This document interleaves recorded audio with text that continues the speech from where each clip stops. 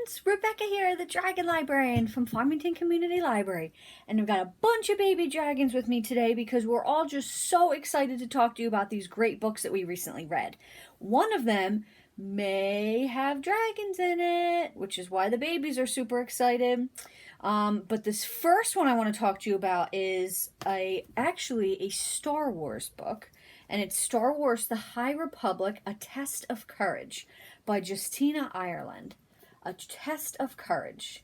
Now, it used to be that there were so many Star Wars books, dozens and dozens of Star Wars books. Well, when the new movies recently came out, they made a brand new set of books, which are basically like starting over. So the good news about that is you don't have to have any real prior knowledge of Star Wars books to enjoy this book. It's a first book in a brand new series. And really just a little bit of basic info about Star Wars is all you need to have. So if you've seen a couple of the movies or one movie, or if you've seen the shows, the Clone Wars shows, then you'll be totally fine. If you love Star Wars and you're a fan of Star Wars, you will love this book. Look at how great this looks. I am kind of obsessed with this book, if you haven't been able to tell already. So this follows a Padawan named Venestra, right here. That's her. And she has been tasked to escort this inventor's son on this ship. And she's kind of feeling not very happy about it because it feels like a boring, thing she has to do. She's not really excited about it. But however, when they're on the ship, bombs go off and they have to escape to safety. Her, the inventor's son, a different Jedi, a couple droids, and they have to get to safety on this new planet. They think they're safe, but then they're heading into the jungle, and there's some danger in the jungle. So basically, this book is very action-paced, highly action-based. It's one thing after another, which is fantastic. It's not very long. It's a short, I don't know if you can tell, but this is like a little book, so it's really not, compared to other book sizes, it's not very long. And one of the things, I just have to show you guys, one of the things that I absolutely love about this book, like my favorite part of this book, are the illustrations. So throughout this book, there are full page color illustrations that are going along with the story, and they're absolutely spellbinding. Like, look at this. Look at how great this is. So this story, like I said, has a lot of action adventure in it, a lot of fun and chaos. I think it's absolutely hilarious. But it also has to do with friendship, working together, overcoming obstacles to solve problems. Fantastic book, wonderful story. If you've been a Star Wars fan for a really long time like me, you're going to love it. If you're a brand new Star Wars fan, you're also going to love it. There is something here to love for everyone. So highly recommended. Now, the next book I want to talk about, I'm really excited about because, like I might have mentioned earlier, it involves dragons. Now, I'm always reading dragon books when I come across them in the library. As you know, I'm the dragon librarian. I kind of have to, right?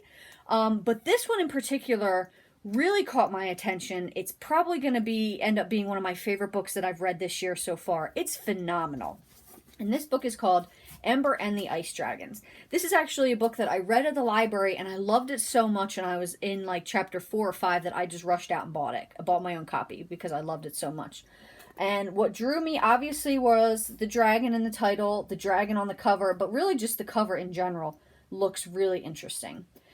Now, what I love about this story is it's really unique. So it's about this girl named Ember St. George, and guess what? She's not really a girl. She is a girl, but she's not. She's actually a dragon disguised as a girl. And her father, who is a magician, found her when she was a baby next to her dead mother, and he disguised her. He used his magic to disguise her and raised her as his own, which is wonderful. Only problem is he could not get rid of her wings. So she has these invisible wings that are behind her all the time, which kind of cause a lot of problems. So the only issue that Ember has is that she has a tendency to, how do we put this? Make things explode. Yes, so she has this like fiery personality that can cause explosions and fire and all this stuff. So she's really not happy about that, and what causes that is a lot of sunlight. So sunlight and heat. If she's exposed to a lot of sunlight and heat and her emotions are running high, she can become very volatile. So she decides to go and visit her aunt who lives in Antarctica. and she thinks she'll be safer there. It'll be safer for everybody there. But then when she gets there, she discovers that there are these merciless, awful, terrible hunter people who are trying to hunt down a bunch of ice dragons. So she takes it upon herself to try to stop them with some new friends along the way. I love everything about this book. It was so whimsical and fun. I love the idea of a dragon being disguised as a girl with these invisible wings that catches fire on stuff when there's sunlight. It's such a cool idea, right? Absolutely loved it. I loved Ember in general. She was just a really cool main character, and I loved her relationship with her father, the magician.